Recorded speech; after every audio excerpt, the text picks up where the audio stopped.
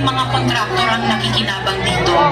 Marami din sa inyo mga politiko ang nagpapataba ng rusa sa pagkukuha. Kawawa po talaga ang mga Pilipino kasi ninanakaw lang natin ang kaban ng bayan. Umahon tayo ba sila? Ngiti nila habang kaluluwa ka pa sa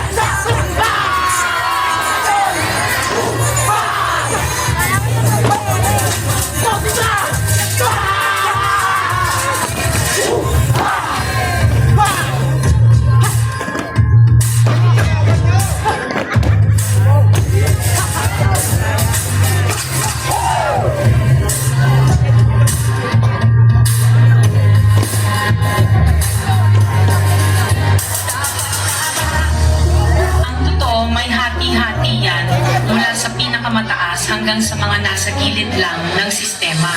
Sa patuloy na pagdinig sa Senado sa mga di umano proyekto ng gobyerno, 491 projects.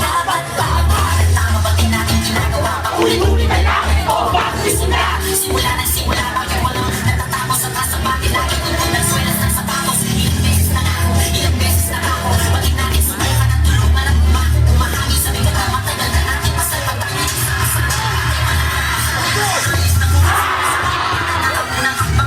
ng tamang nagtatatak na pangalan sa balong na wag na tayo magpakutura sa ating hindi mong itin ang magsisi sa sumunod sa pwestong di ka nakilala ang pagsigilin sa lahat ng kanyang pangako magsito ang ating laban na Huwag ninyong ipakita sa Pilipino na malinis kayo dahil sa bawat proyekto may kapalit na porsyento para sa inyong mga opisina. Tingnan ninyo rin ang mga pangalan na nakaupo ngayon at lalo na sa mismong mga napapalakad ng gobyerno.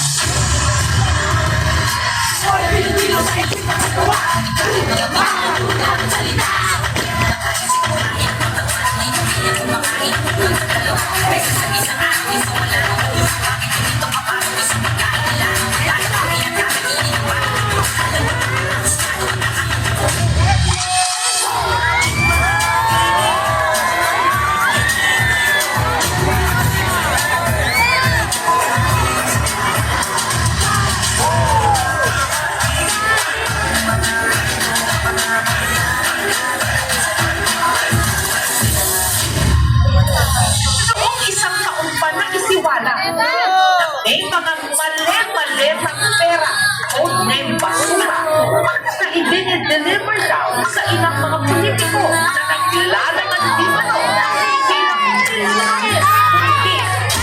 bilyones ng kickback mula sa pondo dapat ng bayan.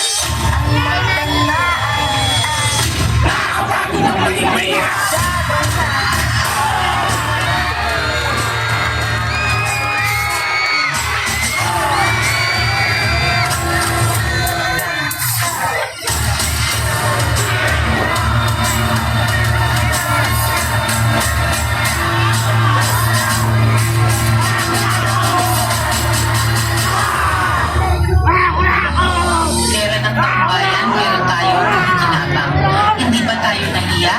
Ang mga mahihirap mas lalong naghihirap. Kaya tama na ang panghurakot natin. Akala nyo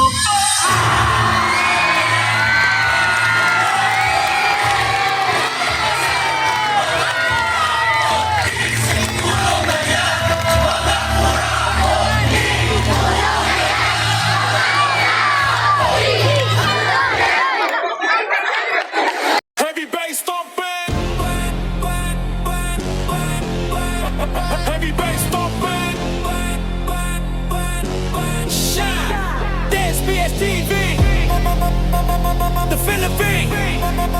Dance Contest TV. Metro Manila. All generations rise up.